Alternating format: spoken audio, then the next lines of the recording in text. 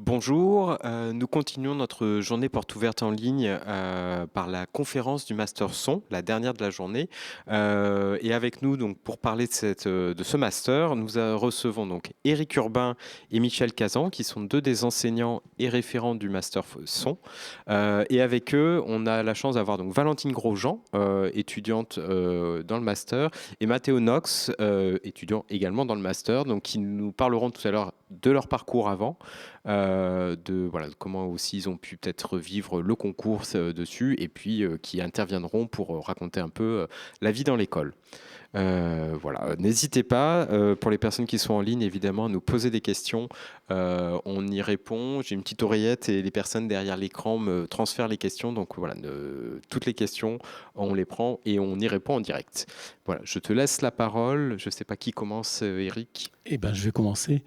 Alors, je présente le master qui est en 3 ans, comme les autres masters de l'École nationale supérieure aux Lumières,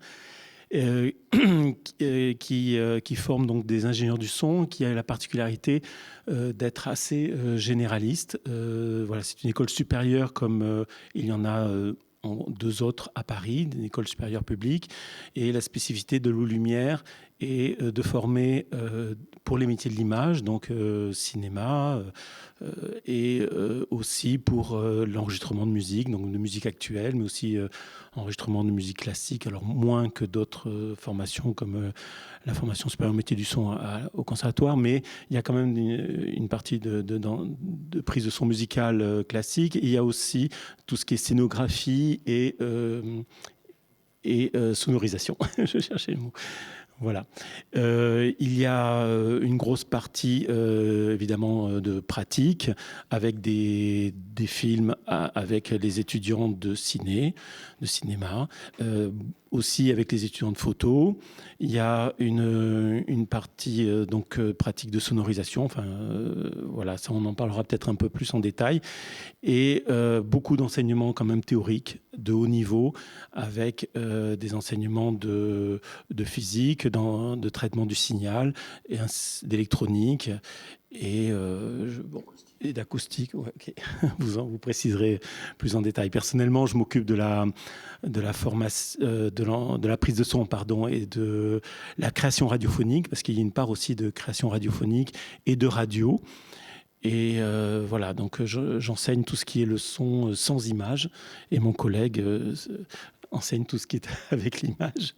On se répartit et on est, je crois, quelques profs permanents, puisque c'est une école où il y a des professeurs permanents et beaucoup d'intervenants des gens de la profession qui interviennent à l'école. Voilà. Alors, qu'est-ce que j'oublie ? Parce que c'est compliqué de faire une présentation globale. Il y a des options. Merci Valentine. C'est vrai que les étudiants ont un tronc commun et à partir de la deuxième année, ils se dirigent vers des options qui sont soit son à l'image, donc avec un perfectionnement dans les films. Ouais, en fait, son à l'image, c'est il y a les trois grandes catégories d'un tournage qui sont la partie prise de son, donc la production, mais également la partie montage, donc du montage son, et le mixage. Voilà. Et les étudiants sont formés aux trois. Donc on ne forme pas des ingénieurs du son, des mixeurs, et après ils choisiront, ou pas d'ailleurs, parce qu'on peut très bien mener les trois carrières de front en fonction de leurs appétences et de leur goût, quoi. Voilà. Et à côté de cette option cinéma, qui concerne 8 étudiants à partir du milieu de la deuxième année, on va dire, il y a option scénographie et sonorisation. Avec donc là, les étudiants parleront mieux que moi, où ils font un projet de scénographie avec des partenaires, notamment main-d'œuvre.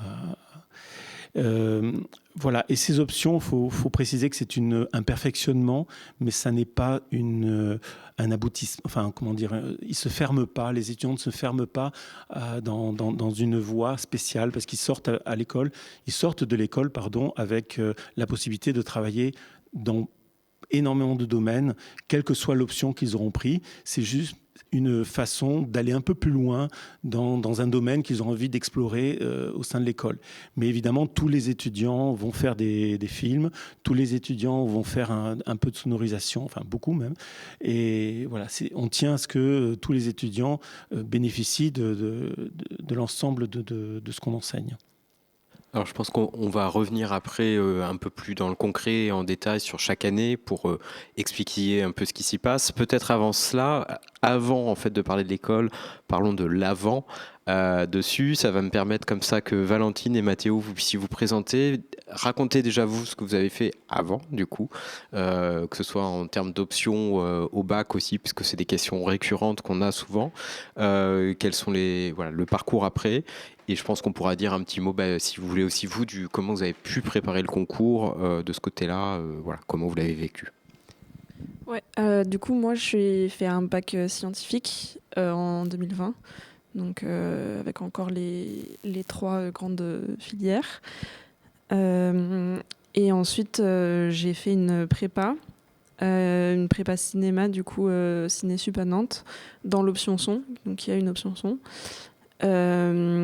Et j'ai passé le concours en 2e année de prépa et je suis rentrée à l'école dans la foulée en 2022. Et là, je suis en 3e année de l'école. Voilà. Voilà, moi je m'appelle Mathéo, je suis en 2e année. Moi j'ai un parcours un peu plus mouvementé avant. J'ai eu mon bac en scientifique aussi, mais en 2018. Et après j'ai fait une école d'ingénieur en Écosse, à Glasgow, avant de revenir en France et de passer le concours il y a 2 ans maintenant, où je suis rentré du coup avec plutôt un bagage scientifique ayant fait beaucoup de maths et de physique. C'est pas très représentatif, on est 2 dans la classe dans cette situation, et après presque une moitié de notre classe vient de Ciné-Sup, et après il y a des gens qui vont faire des facs de ciné, un peu de quelques parcours atypiques aussi. Oui, sachant que alors ça dépend des années évidemment sur les parcours dessus. On a évidemment quand même une diversité de parcours avec l'accent mis sur la dimension scientifique quand même qui demande quand même un niveau par rapport au concours d'entrée. Vous pourrez peut-être en dire un mot. Après, on a aussi évidemment des personnes qui ont pu passer par des parcours plus BTS, universitaires aussi. Les doubles licences musicologiques et physiques, on en a aussi de plus en plus par ces voies-là, ou des classes préparatoires aussi dessus. Ou Chalon, évidemment aussi, en classe préparatoire métier du son, de ce côté-là. Est-ce que vous voulez dire un mot peut-être sur le concours, sachant qu'il y a eu évidemment une conférence spécifique, mais on peut toujours redire les grandes lignes, si vous voulez, de ce côté-là.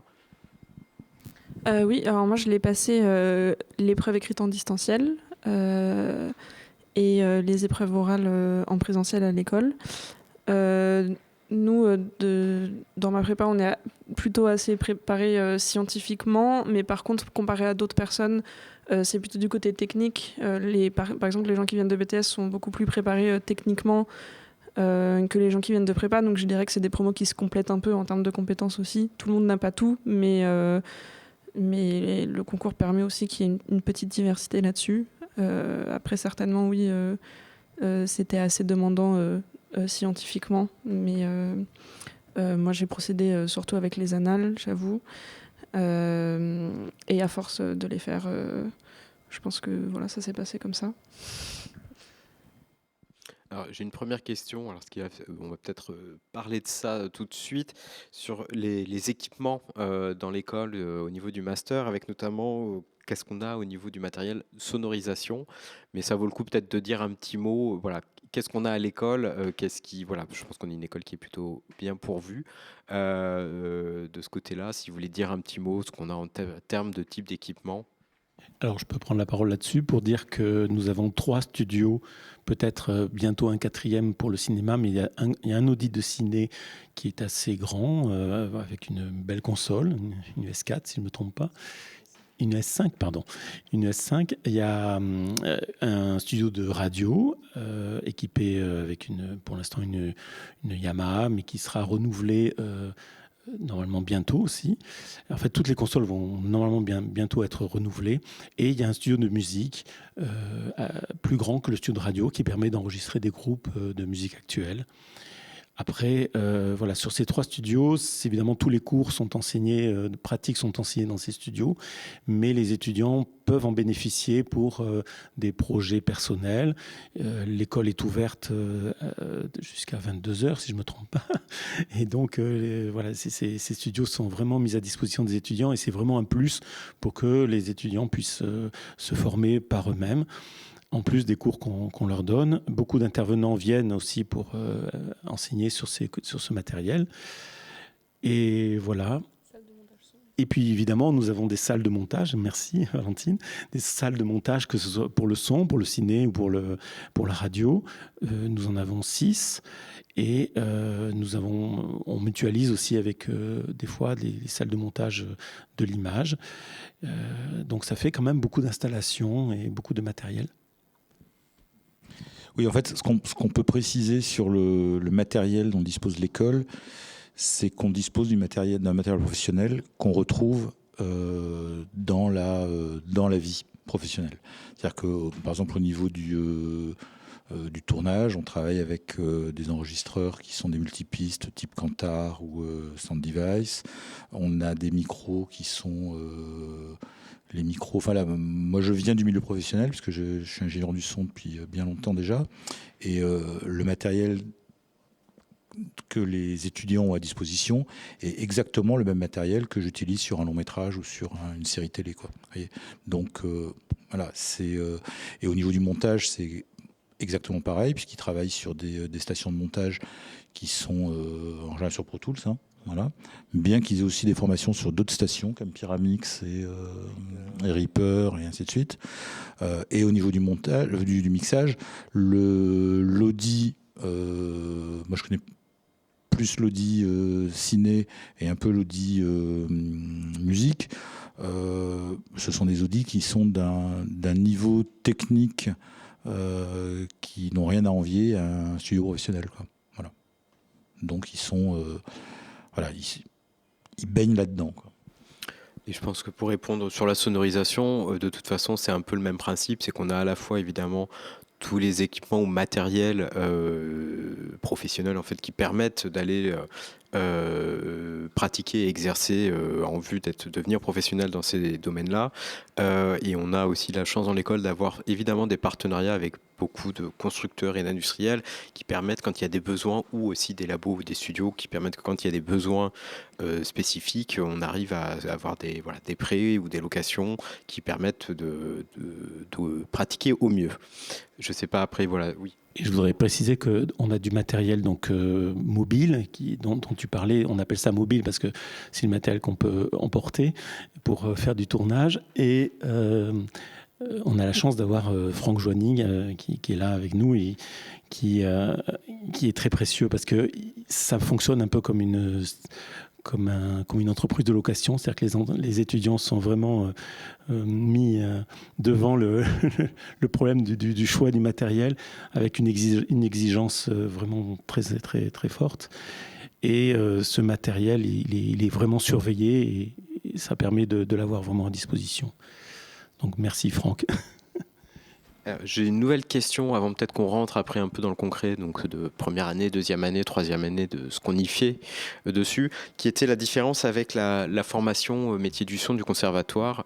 Je peux en dire un tout petit mot, je pense que si vous voulez, évidemment vous pourrez compléter, mais un des principes, un des éléments qui change évidemment, c'est la dimension et l'ampleur en fait de ce qu'on va faire, puisque vous allez aussi avoir l'aspect son à l'image dessus et d'autres aspects en fait autour d'art sonore et de scénographie qui vont être beaucoup plus étendus et avec des aspects très différents. Donc c'est à la fois quelques cours qui je pense vont pouvoir se compléter, mais aussi un axe et une visée en termes de métier derrière qui est différent, puisque le conservatoire va plus être quand même orienté vers l'aspect musique de ce côté-là, évidemment, que ce que nous, on va pouvoir apprendre. Je vous laisse, si vous voulez compléter. Je peux en parler un petit peu, parce que j'ai fait la formation au conservatoire, mais je l'ai faite il y a quand même un certain temps. Et en fait, je me rends compte que Loup Lumière bénéficie aussi de sa renommée, parce que c'est une école qui est très ancienne. Et je sais que dans ma vie professionnelle, j'ai eu plus de chances de travailler grâce à à ma carte, entre guillemets, Loup Lumière qu'à ma carte, parce que j'avais fait les 2 écoles. Bon, mais maintenant, évidemment, le conservatoire existe depuis longtemps et c'est une très très bonne formation. On est différent dans le sens où on aborde le cinéma, on aborde la musique, évidemment pas autant que le conservatoire, mais on aborde la radio, la création radiophonique. La création radiophonique, c'est peut-être pas quelque chose que les étudiants... c'est vrai qu'il y a très peu de place en radio.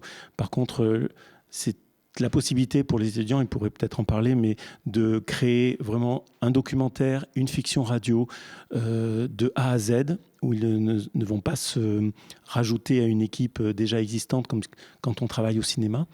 Ensuite, c'est aussi l'écriture en son seul aide énormément pour tout ce qui ensuite fera du son, que ce soit en spectacle, au théâtre, ou pourquoi pas aussi, au cinéma. Donc voilà, il y a cette composante radio. Et qu'est-ce qu'il y a de plus que... Je ne sais pas, il y a d'autres choses que non pas... D'autres choses, et je pense qu'on va rentrer un peu maintenant dans le détail, si ça vous va, un peu par année, raconter un peu. Comme ça, en plus, Valentine et Mathéo, vous pourrez nous raconter les expériences vécues. Voilà, Michel, je ne sais pas si tu veux un peu nous expliquer comment se passe déjà la première année. Qu'est-ce qu'il y a comme atelier, comme type de... Alors oui, en première année, il y a toute la partie, on va dire, scientifique technique, donc qui sont des cours d'électronique, d'acoustique, de technologie, on va dire, appliquée à la prise de son. Donc ça, c'est des cours qui sont plutôt théoriques. Et il y a également une partie pratique, c'est-à-dire que très vite, les étudiants rentrent dans la pratique avec, par exemple, en ce qui me concerne, un cours qui est une initiation à la prise de son, à la perche, à la prise de son à l'image, voilà, qui a lieu, si mes souvenirs sont bons, c'est carrément en septembre, quoi. Voilà. Donc ça, c'est très tôt. Pour la partie toujours son à l'image, alors qu'ils sont en première année et donc il n'y a pas d'option, hein. Ils ont un documentaire qui est en train de se tourner actuellement. Les premières années tournent un documentaire fiction, un documentaire filmé, voilà, qui vont tourner, monter et mixer. Voilà.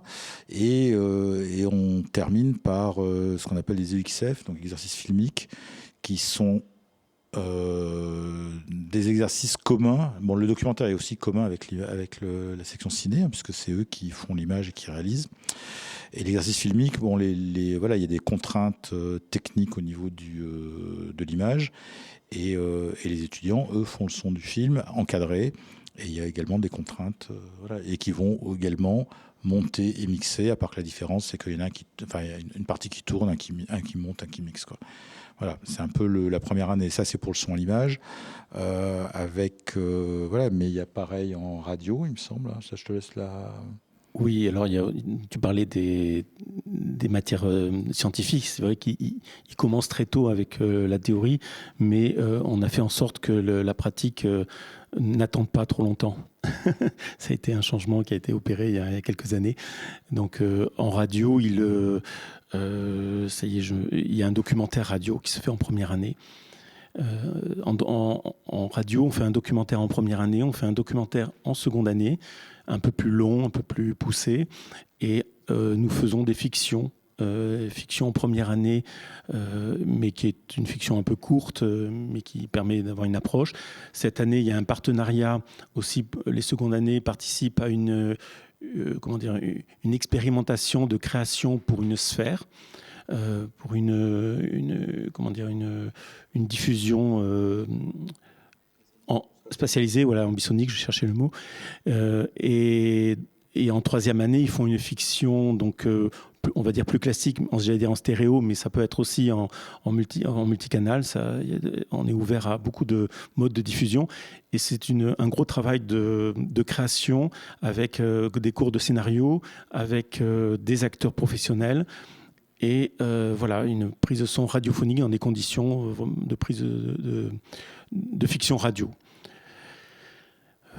Voilà, c'est difficile de faire un topo sur tout. Il y a toujours beaucoup de choses, de toute façon, dans la formation. Peut-être Valentine et Mathéo, de la première année, qu'est-ce que vous retenez en termes d'expérience, qu'est-ce qui vous a plu, par exemple, voilà, une activité ou un module de ce côté-là qui vous a appris, qui vous a apporté? Alors, je retiens quand même beaucoup de théorie, j'avoue. Et après, en termes pratiques, il y avait aussi tout. En fait, je pense que c'est l'année où on apprend le plus parce qu'on apprend plein de nouvelles choses. Et donc, du coup, c'est beaucoup, souvent. Parce qu'on apprend des logiciels que certains n'ont pas utilisés, etc. Il y a toute la partie musique aussi, du coup, qu'on n'a pas mentionné, mais où on commence par des cours d'écoute, puis des prises de son on a aussi des cours délocalisés dans un studio plus classique où on a des cours de prise de son de piano, par exemple, et on a aussi de la musique actuelle en parallèle. Donc, c'est des cours assez denses. Moi, ce que je retiens le plus, je dirais que c'est plutôt ce qu'on faisait par nous-mêmes, on va dire, quand on était laissé un peu moi, je suis assez sensible à la création radiophonique, justement, et de faire cette première fiction, je retiens pas mal parce qu'on est vraiment... c'est dommage qu'on n'ait pas on fait nos enregistrements sur nos temps personnels, mais au moins on fait tout nous-mêmes, quoi. On emprunte du matos, etc. Et donc ça, c'était bien d'avoir le processus du tout début, de tout l'enregistrement, et après monter et mixer nous-mêmes, en plus avec des nouvelles techniques qu'on apprend sur le tas, etc. Donc moi, c'est vraiment ça que je retiens, avec aussi toute la partie musique. Moi, je suis moins sensible au son et à l'image, donc j'ai aussi des bons souvenirs des films de première année, mais c'était pas non plus ce que je retiens le plus. Et voilà, après aussi des longues périodes de cours théoriques qui pour certains restent un peu et d'autres un peu moins. Mais après, c'est selon les sensibilités de chacun. C'est aussi la première année où on se rend compte, où chacun se rend compte un peu de vers où il veut aller. Et on se rend compte des profils des gens qui peuvent être très différents. Et c'est ça qui est bien aussi, parce qu'on est tous sensibles au son, mais tout le monde, mais pas au même son. Donc, intéressant. Ouais, après pour moi c'était plus une découverte surtout du son à l'image, parce que moi je viens d'un environnement où j'en avais pas vraiment fait, ni même beaucoup pensé là-dessus, et se retrouver sur des tournages d'abord en documentaire, donc avec une personne en son, une personne en ciné, et partir pendant 2-3 jours juste tourner des choses, et après aussi sur les fictions, découvrir comment travailler dans une équipe quand même conséquente, on est 15 sur un plateau ou en extérieur, nous c'était en extérieur à la base de l'Oasis de Cergy, et de passer 2 semaines là-bas à faire 4 petites fictions, et c'est super de découvrir ça. Et ouais, c'est un peu la première année, c'est l'année de la découverte, où on apprend un peu tous les métiers du son, et on met un pas dedans pour pouvoir après choisir selon lesquels nous plaisent le plus et qu'on veut approfondir. Je vais rebondir un peu sur ce que tu viens de dire pour condenser 2 des questions qu'on a reçues, qui sont beaucoup sur ce à quoi on forme dessus. Une question qui était sur est-ce qu'on prépare sur les aspects métiers techniques et régie, et l'autre sur les métiers type sound designer. Donc je vais peut-être vous laisser un peu donner votre point de vue par rapport à ça. Voilà. Et la troisième question qu'on a reçue, je vais y répondre en partie directement, parce que c'était sur les questions de parcours liées aux classes préparatoires scientifiques dessus. C'est des voies possibles. De toute façon, comme on a essayé de l'expliquer, il n'y a pas une seule filière, et sur la préparation au concours, l'intérêt c'est aussi de préparer de façon personnelle en fait le concours. Donc ça veut dire que vous avez beaucoup d'éléments sur le site internet, que ce soit les modalités, les éléments qui s'appellent se préparer au concours, vous allez pouvoir trouver, et en fait généralement c'est à chaque personne de se rendre compte de où sont les fragilités ou les forces, et d'aller travailler en fonction, puisque le concours est transversal, de façon à ce qu'il n'y ait pas une seule normalement formation qui va permettre un peu de facilement passer toutes les épreuves. Donc l'idée c'est qu'il y a toujours quand même une partie à préparer par soi. Alors pour peut-être répondre à la question des formations, il y a un truc qu'on n'a pas mentionné aussi, c'est les stages du coup.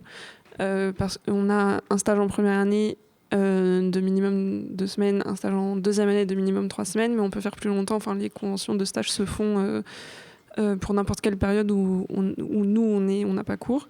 Et donc aussi, il y a pas mal de gens qui se forment à certaines choses durant leur stage, parce qu'on ne peut pas non plus tout faire à l'école.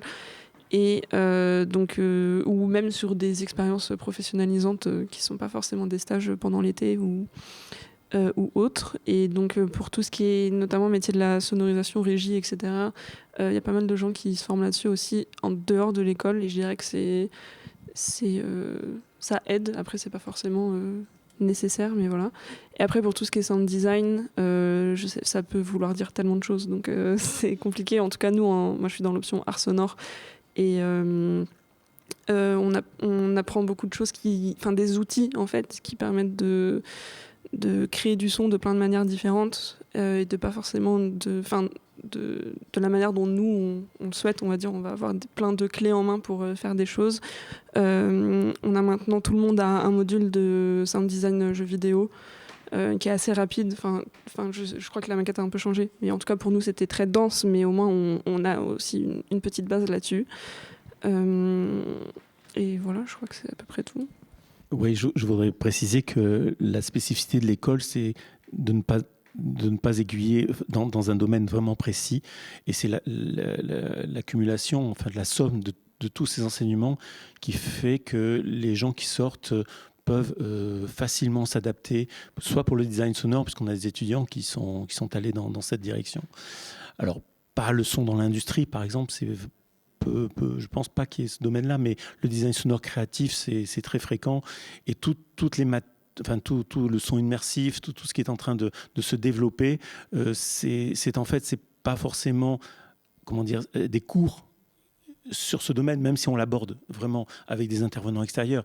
Mais c'est vraiment la somme de tout ce qui est fait à l'école qui, au final, permet aux gens de sortir de l'école et d'avoir de pouvoir très vite rebondir et s'adapter en fait à toutes les situations.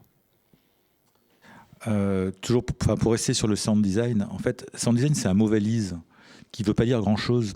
C'est d'abord c'est un poste par exemple qui n'existe pas officiellement, en tout cas dans l'audiovisuel. Quand je dis audiovisuel, ça va du cinéma au film web. Vous voyez, on va de voilà. Sound design, ça veut juste dire c'est la création d'une bande son, quoi. Et une création d'une bande son, quand on fait du montage son, on crée une bande son. Mais quand on est sur un tournage, on réfléchit aussi, on travaille en fonction de la future bande son. Voilà. Et c'est un peu, je trouve, l'intérêt de l'école, c'est que elle forme pas à un métier spécifique, donc elle ne forme pas des sound designers, elle ne forme pas des ingénieurs du son de plateau, de cinéma, elle ne forme pas des sonorisateurs de concerts. Mais l'accumulation en fait de ces enseignements, ils se nourrissent les uns les autres. Et je crois que c'est ça la grande force de l'école. Et moi, j'ai pas fait cette école, donc je peux pas en parler en tant qu'ancien étudiant, mais j'ai plusieurs amis et collègues qui l'ont faite, et dont un qui a une très très belle carrière d'ingénieur du son aujourd'hui, qui avait choisi, parce qu'il voulait faire du son à l'image, l'option sonorisation ou art sonore. Non, art sonore n'existait pas à l'époque, mais voilà. Mais parce qu'il était déjà tellement dans le cinéma qu'il disait je vais apprendre autre chose et je vais m'en servir. Et aujourd'hui, il s'en sert. En fait, il a fait une conférence l'an dernier à l'école, et il disait que ce qu'il avait le plus appris à l'école, c'était pas le cinéma, c'était le reste. Et quand Eric, qui s'occupe de la radio, la création, donc l'écriture d'une fiction radio, a priori, on ne forme pas de scénariste, mais savoir écrire une fiction, ça veut dire un scénario, ça veut dire aussi savoir le lire. Et ça, c'est notre boulot. C'est-à-dire que quand on reçoit un scénario, mais je parle d'un scénario, mais ça pourrait être un artiste qui demanderait une bande son pour accompagner une performance ou des choses comme ça. Il faut savoir interpréter le désir artistique de quelqu'un dans le médium qui est le son. Et bien ça, si on sait écrire, si on a un peu appris à écrire, à décrire un scénario, et ben on sait le lire. Vous voyez, si on sait comment on monte une bande son d'un film, ou comment on va monter le design sonore d'une exposition ou d'autres choses, et ben voilà, tout ça est transversal, quoi. Et je crois que c'est ça la grande force de l'école. Voilà. Et justement de ne pas assigner vers quelque chose. Alors, j'ai reçu une question pour Mathéo et Valentine. On revient sur le concours. On on reprogressera après, j'aurai des questions sur la 3e année, mais sur comment vous aviez préparé notamment les épreuves qui étaient liées au dossier de la phase 1, à savoir l'épreuve de création sonore et l'épreuve d'analyse filmique, donc qui est une analyse comparée de 3 extraits, voilà, avec l'aspect évidemment son qui est important comme c'est le concours son. Ouais. Pour moi, c'était une des parties les plus compliquées parce que vu que j'avais fait une formation scientifique, j'étais moins préoccupé par ça. Mais du coup, dans ma vie, j'avais jamais fait aucun cours d'analyse filmique, j'avais jamais. Du coup, on regarde sur le site de l'école, il y a une très grosse bibliographie où on peut aller chercher pas mal de bouquins très intéressants. Donc j'en ai lu plusieurs, j'ai regardé sur internet, j'ai regardé des vidéos. Et après, je pense que si on sait écouter, faire l'analyse d'une bande son, on n'a pas besoin d'avoir un bagage intellectuel énorme derrière ou de connaître des références.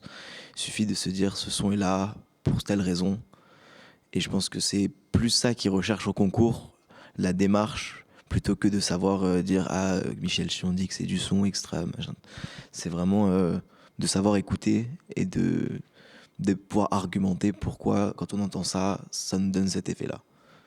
Et la création sonore, après Valentine, on te laissera aussi raconter toi comment tu as préparé, mais qui est quand même une création où il n'y a pas d'argumentation. C'est-à-dire que c'est la création pure qu'on demande. Comment tu l'as abordé?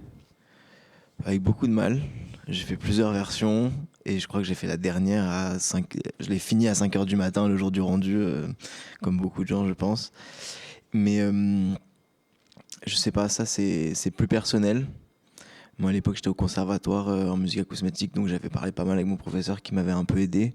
Mais je sais pas si ça m'a aidé tant que ça. Je pense que c'est beaucoup aussi de s'amuser et essayer de faire quelque chose qui rentre dans le thème. Faut pas aller trop loin non plus. Mais le son, le monde, c'est un grand univers, le son, donc on peut vraiment faire ce qu'on veut. Et ouais, je pense que la partie la plus personnelle du concours, c'est celle-là. Donc il n'y a pas vraiment de bonne façon, je dirais. Je pense que Mathéo a assez bien résumé. Moi, j'ai pris aussi le parti en tout cas pour la création, de faire un truc très personnel que je faisais pour moi, on va dire un peu, et de pas essayer de plaire au bureau du concours enfin, je l'ai vraiment pris comme une opportunité de faire quelque chose de personnel. Même si aujourd'hui je peux plus écouter, voilà, au moins je suis contente d'avoir fait ça quand même. Et au niveau de l'analyse, moi j'aime bien l'analyse, donc ça m'a pas trop décontenancé. Je pense que c'est important aussi, effectivement, comme disait Mathéo, de pas chercher à être trop,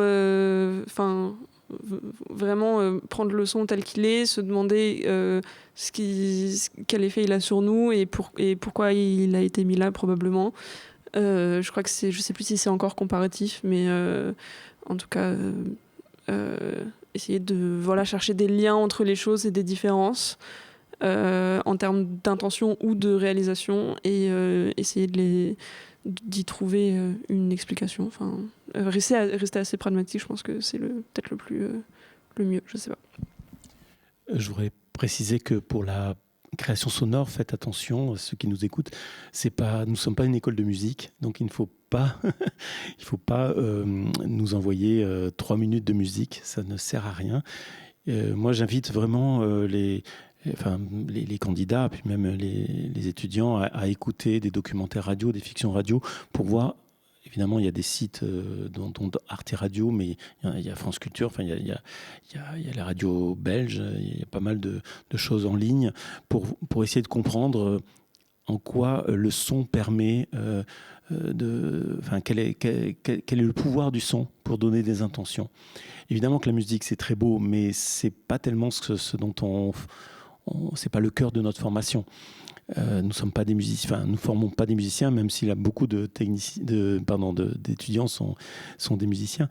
Donc voilà, c'est pas 3 minutes de musique qu'on veut écouter. Et puis après, effectivement, chacun fait. Et c'est pareil, c'est pas non plus du matériel. On n'a pas besoin d'avoir du gros matériel pour faire cette création sonore. On peut le faire avec un petit enregistreur, mais c'est l'imagination. J'ai du son, toujours. Oui, en fait, moi, je peux. Alors, ils ont dit comment ils avaient fait, comment ils avaient répondu à la question. Bon, moi, je peux vous dire comment je la corrige, puisque voilà, non, mais ça, voilà. Mais ce n'est que moi. Hein. Je ne sais pas comment les autres font, mais moi, par exemple, sur la création sonore, moi, j'ai envie qu'on me raconte une histoire. Donc, quand Valentine dit qu'elle a fait quelque chose de personnel, moi, si je sens que c'est une histoire personnelle et qu'on me raconte quelque chose, je suis preneur, quoi. Moi, j'adore qu'on me raconte des histoires. Et la partie technique, ils sont étudiants, ils rentrent à l'école. Enfin, ils veulent rentrer dans l'école. S'ils me fournissent quelque chose qui, techniquement, est parfait, j'ai envie de leur dire, qu'est-ce que vous foutez là, quoi ? Allez travailler. Enfin, on n'a rien à vous apprendre. Donc, il faut surtout pas que ce soit parfait. Non, mais si c'est parfait, c'est super. Mais ce n'est pas un critère, quoi. Moi, j'ai eu cette année donc aujourd'hui des étudiants en première année. C'était pas terrible techniquement, ça soufflait, voilà. C'était un peu maladroit techniquement, voilà. Mais ça me racontait quelque chose. Voilà. Ça faisait appel à ma sensibilité. Donc moi, je suis content. Voilà. Et l'analyse filmique, c'est l'inverse. C'est-à-dire que dans un sens, vous partez d'un sujet et vous essayez de toucher la personne qui va vous écouter. Voilà. Et dans l'autre sens, c'est on vous donne un sujet et vous en sortez ce qui vous touche. C'est ça l'important. Voilà. Et le comparatif que ça dit Valentine, c'est très important parce que c'est une étude comparative. Et c'est une étude comparative, mais c'est aussi une étude filmique. C'est-à-dire que le son, et en tout cas sur un film, et comme ce sont des extraits de films, ça s'applique parfaitement, ce n'est pas le son qui est important, c'est le film. Quand on fait le son d'un film, on ne fait pas du son, on fait le son d'un film. Vous pouvez faire le plus beau son du monde, si ça ne raconte pas le film, vous êtes à côté. Et là, c'est pareil. Donc, donc ce qu'on demande, c'est juste ça. Et comme disait Mathéo, les références, on va dire, bibliographiques, tout, c'est pas un problème. Moi, ce qui m'intéresse... En fait, ce qui nous intéresse, c'est qu'est-ce que vous avez dans le ventre, quoi. Voilà, c'est ça qui nous intéresse. On a parlé déjà un peu tout à l'heure des stages, donc on va revenir après sur une des questions que je viens d'avoir sur les débouchés. Juste peut-être quand même un mot sur la 3e année, puisqu'il y a quand même, et c'est une des spécificités avec l'aspect enseignement supérieur quand même, la production d'un mémoire et d'une partie pratique de mémoire. Est-ce que vous pouvez nous dire un mot sur comment s'organise la 3e année et puis cet enjeu du mémoire ? Alors le mémoire est très important puisque c'est ce qui clôt les 3 années du master. C'est pas forcément une partie facile pour tout le monde parce qu'il faut rédiger un mémoire qui fait quand même, je crois, combien 75 pages, c'est ça. Mais malgré tout, on est là pour aider les étudiants. Ça se passe souvent très très bien et ça prend une grosse partie du dernier semestre. Hein. C'est-à-dire que les cours, plus ou moins s'arrêtent en février et après c'est la rédaction du mémoire et le travail de recherche parce que c'est beaucoup un travail de recherche. Donc c'est pas insurmontable, mais il faut le faire. Et c'est souvent très, très intéressant. Les étudiants sont pensés ne pas pouvoir y arriver, puis une fois qu'ils l'ont fait, ils sont contents. Et sachant qu'on peut retrouver une grande partie des mémoires donc sur le site qui sont disponibles, ce qui donne une idée du type de thématique, de la diversité aussi des thématiques, de l'exigence de ce côté-là. Donc j'avais une question qui est revenue, mais vous en avez déjà parlé en partie, mais sur les débouchés quand on sort de l'école, sachant qu'on a évidemment expliqué déjà que justement le master était fait de telle manière qu'on aborde énormément de compétences pour être après assez autonome dans ses choix de ce côté-là. Je précise qu'il y a quand même sur notre site, dans la partie qui s'appelle diplômés, les parcours professionnels, et donc on a des enquêtes qui permettent aussi d'aller voir un peu sur les dernières années ce qu'ont pu faire les diplômés. Mais voilà, peut-être revenir un tout petit peu sur quels sont alors les grands débouchés, on va dire, puisqu'évidemment il y a beaucoup de... Le spectre est large, mais voilà, sur les débouchés, on va dire, les plus fréquents d'une certaine manière. Alors, en son à l'image, les débouchés sont ce que je dis au début, quoi. C'est-à-dire à terme, c'est chef opérateur du son, parce que le vrai titre, c'est ça, ingénieur du son, c'est totalement usurpé. On n'est pas ingénieur. Donc, c'est chef opérateur du son, donc qui est la personne qui est responsable de la prise de son, l'enregistrement pendant le tournage. C'est chef monteur son, on a beaucoup de chefs dans le cinéma, voilà, qui est responsable du montage et de l'assemblage et un peu du design sonore, on va dire, voilà, puisqu'on aime ce terme. Et puis mixeur, qui est la personne qui va faire en sorte que tout soit bien et harmonieux. Voilà, bon, ça c'est en passant par tous les postes avant qui sont deuxième assistant, premier assistant, et ainsi de suite. Après, bon, dans le cinéma, ce sont des métiers qui sont quand même aussi pas mal... des fois, il faut un peu de temps, quoi, entre la sortie de l'école et voilà, le cursus, si on veut vraiment parler débouchés, par exemple dans le cinéma, c'est très souvent, vous sortez de l'école, vous allez être stagiaire pendant 6 mois, 1 an, vous allez être deuxième assistant en tournage pendant 1 an pour les plus doués, 2 ans, et puis bon, après il y a pas que la qualité, il y a aussi c'est des métiers d'opportunité, voilà.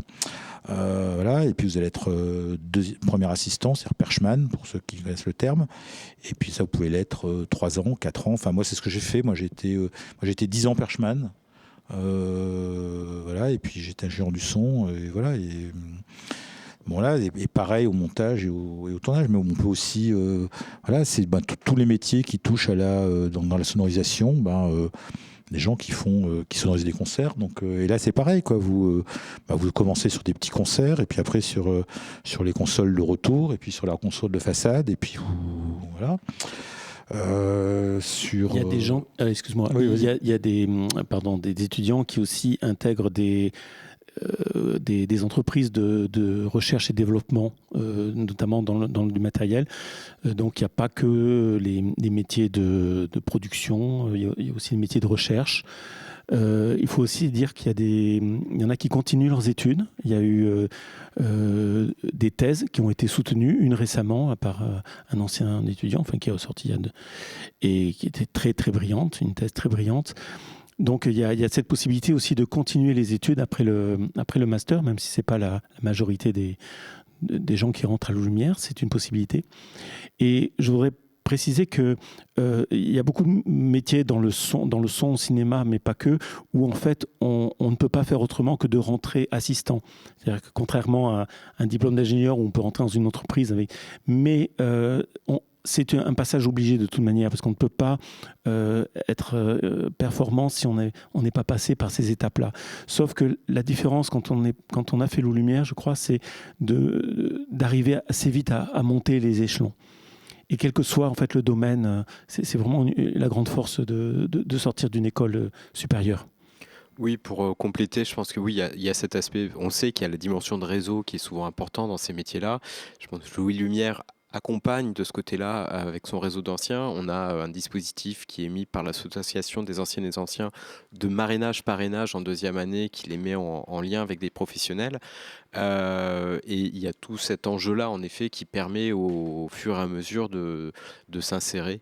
J'avais peut-être une question, c'était pour Mathéo et Valentine. Vous avez le droit de ne pas répondre, mais est-ce que vous avez justement déjà un peu des visées de métiers pour la sortie, ou c'est encore flou, sachant que c'est vrai que c'est la force aussi de ce master, c'est d'avoir les 3 ans pour se questionner et s'enrichir. Et on a beaucoup d'exemples de parcours de personnes qui ont pu rentrer en visant des métiers très image cinéma, donc chef opérateur son in fine, et qui par exemple ont pu découvrir que dans l'univers du théâtre il y avait de superbes métiers qui sont maintenant des régisseurs de ce côté-là, ou inversement qui ont pu aller sur d'autres aspects plus dans la recherche et création ou dans la recherche et développement.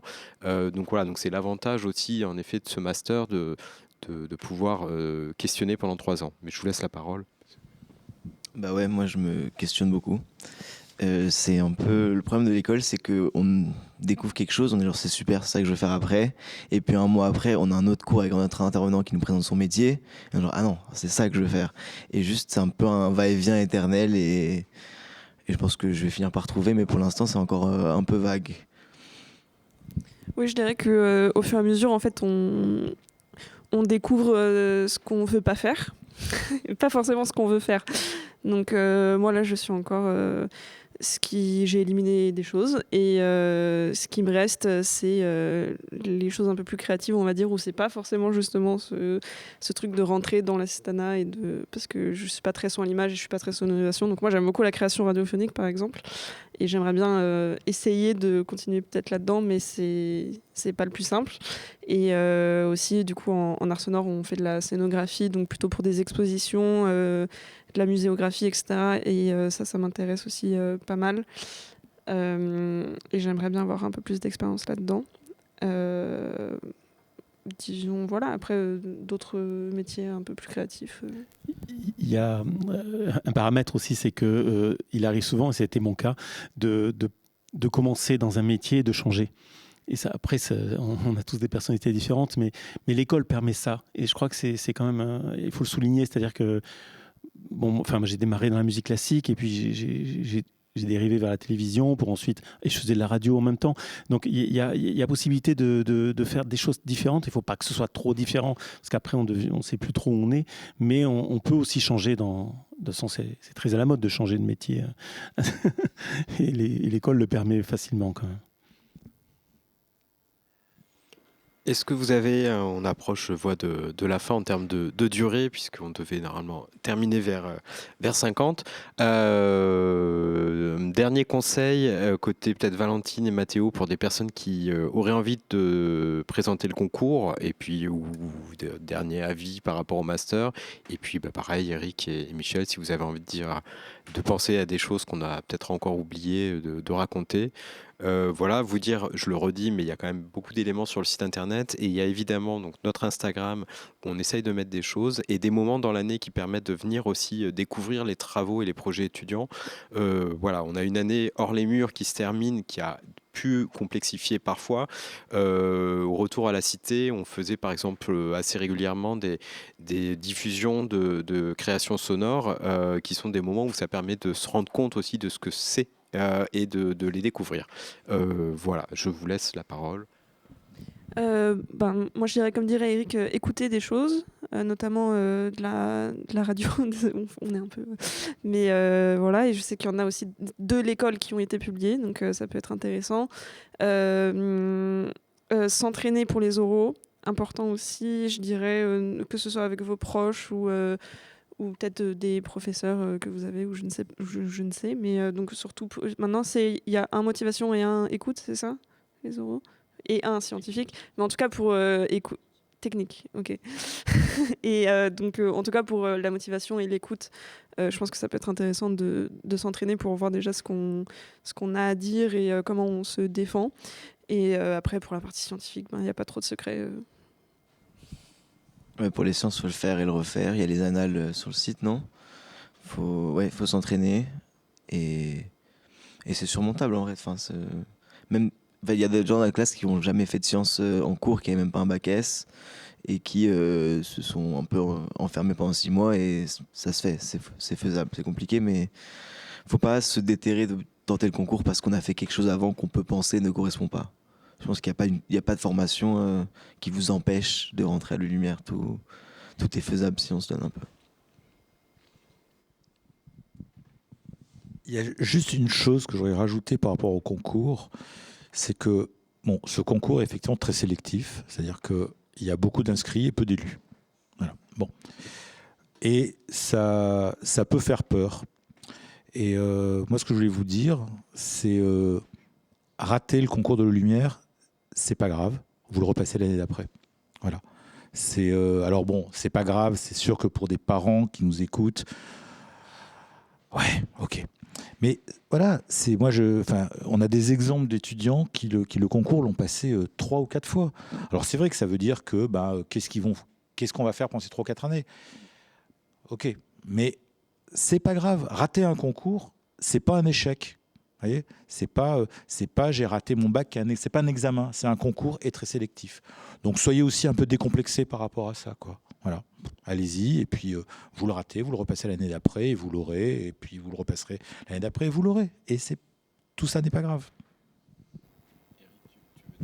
Non, c'est vrai, il faut pas hésiter à se représenter. Je voulais dire, non, je sais plus ce que je voulais dire. Venez, quoi, venez. On vous accueille. Merci beaucoup à tous les quatre. Voilà, la visioconférence se termine. Elle sera disponible donc sur notre site et nos réseaux prochainement. Et puis, à très bientôt dans nos locaux.